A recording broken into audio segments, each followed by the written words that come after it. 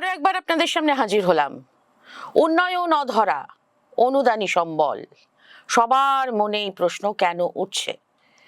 এটা আর না বোঝার কিছু নেই যে বর্তমানে ভারতীয় রাজনীতিতে ডোল পলিটিক্স বা পাইয়ে দেওয়ার রাজনীতি নির্বাচনী বৈতরণী পার হওয়ার একটি প্রধান হাতিয়ার হয়ে উঠেছে। নির্বাচনের আগে রাজনৈতিক দলগুলি সরাসরি নগদ হস্তান্তরের প্রতিশ্রুতি দিয়ে ভোট ব্যাংক সুরক্ষিত করছে, কিন্তু এর সুদূর প্রসারী ফল দেশের অর্থনীতি এবং উন্নয়নের জন্য অত্যন্ত ক্ষতিকর।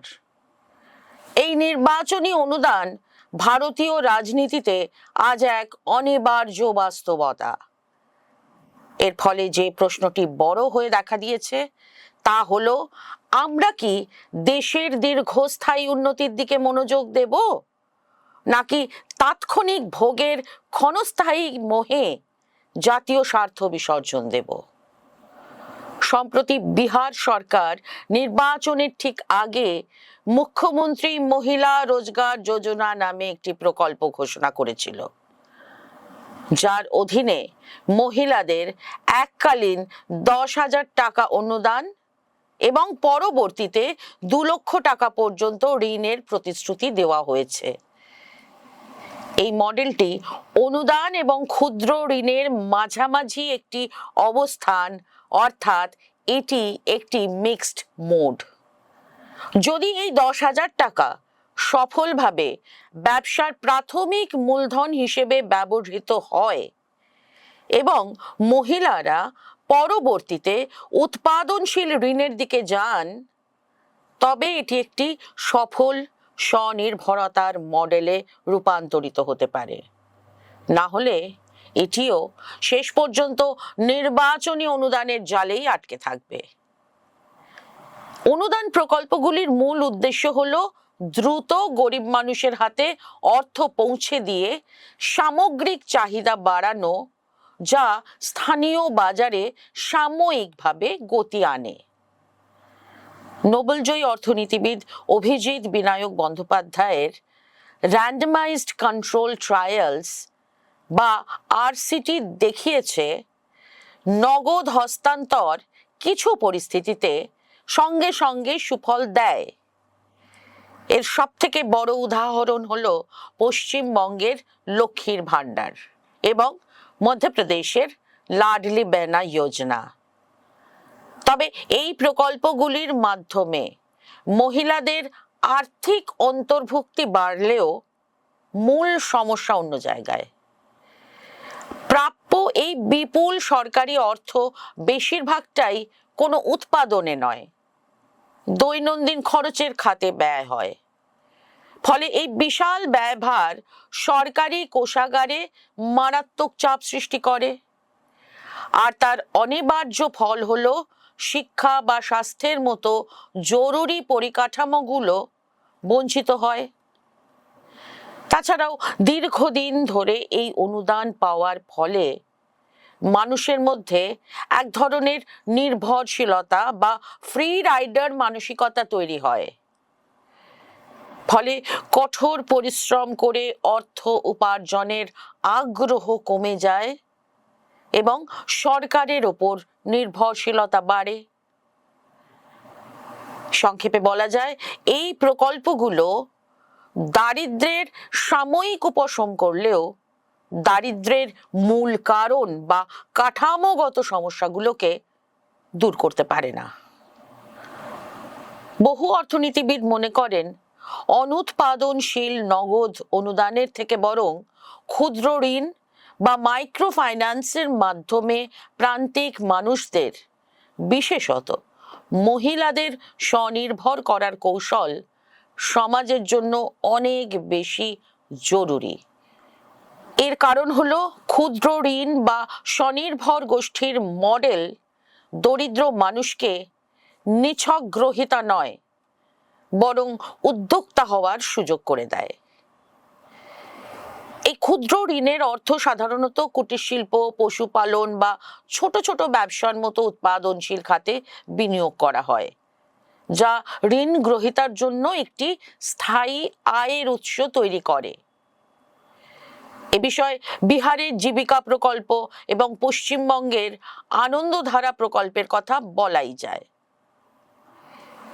এই মডেলে ঋণ পরিশোধের বাধ্যবাধকতা থাকায় আর্থিক একটা শৃঙ্খলা তৈরি হয়। ঋণের টাকা আবর্তনশীল তহবিল হিসেবে বারবার ব্যবহৃত হয়। এসএইচজি থেকে পাওয়া এই ঋণ মহিলাদের সিদ্ধান্ত গ্রহণের ক্ষমতা অনেকটা বাড়ায়। তবে অনুদান ও ঋণের মধ্যে পছন্দের বিষয়টি নির্ভর করে আর্থসামাজিক পরিস্থিতির ওপর। অর্থনৈতিক তত্ত্ব অনুসারে যেখানে দারিদ্র্য ও ঋণের বোঝা অনেক বেশি, অথবা যেখানে সুশাসনের অভাব, দুর্নীতি বেশি, সেখানেই সাধারণত অনুদান বা নগদ সাহায্যকে বেশি কার্যকরী ভাবা হয়। কারণ অনুদান সবসময় খাদ্য সংকট মোকাবিলা বা দৈনন্দিন সাহায্যে তাৎক্ষণিকভাবে কার্যকর।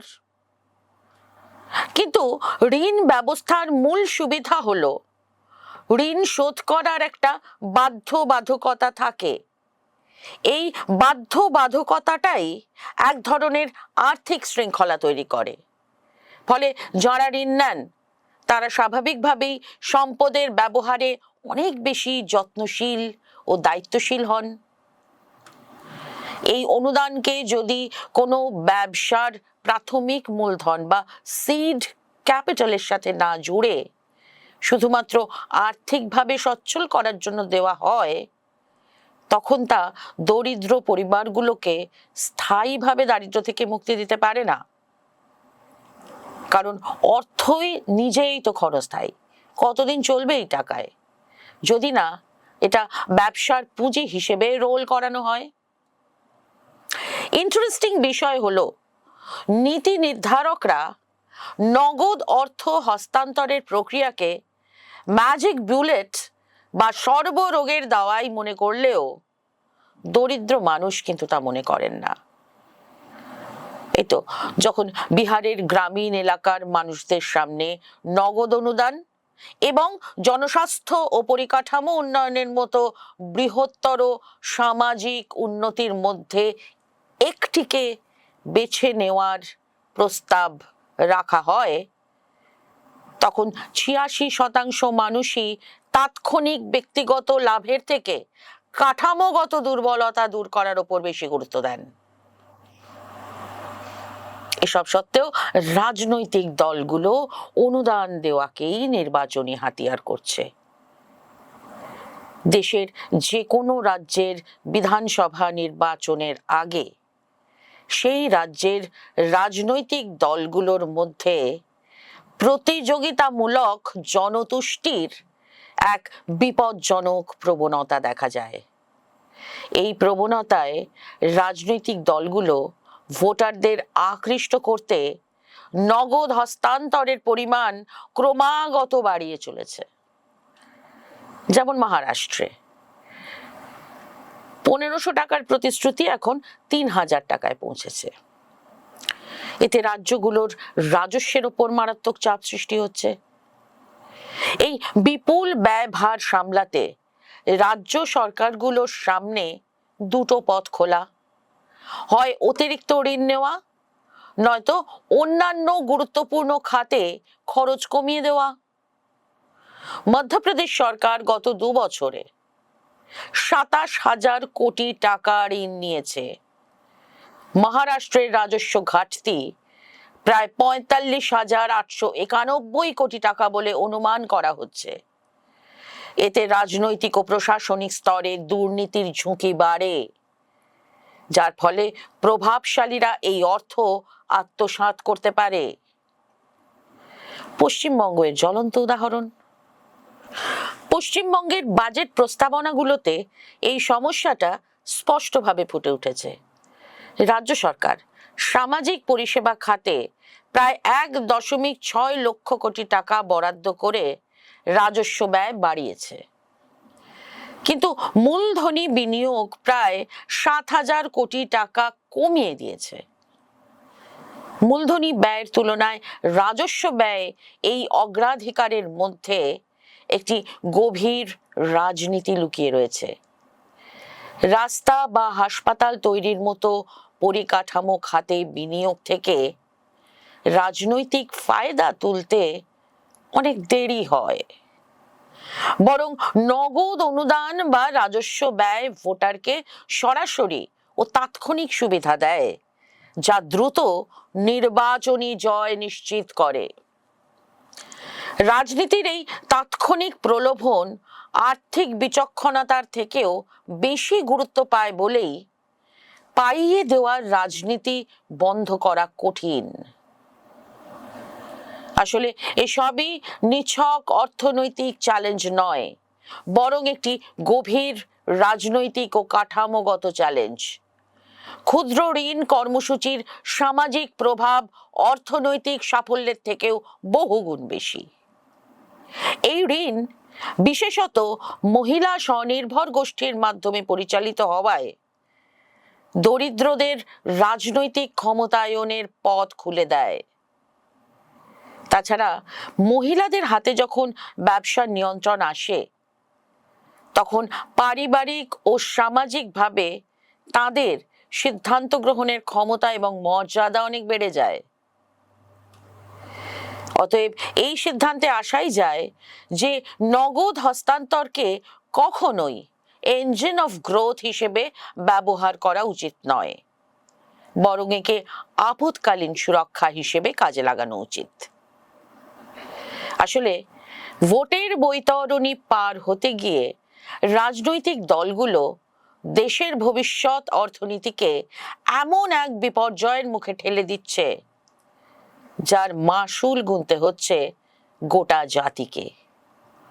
তাই এই ধ্বংসাত্মক রাজনীতি এখনই বন্ধ হওয়া আবশ্যক।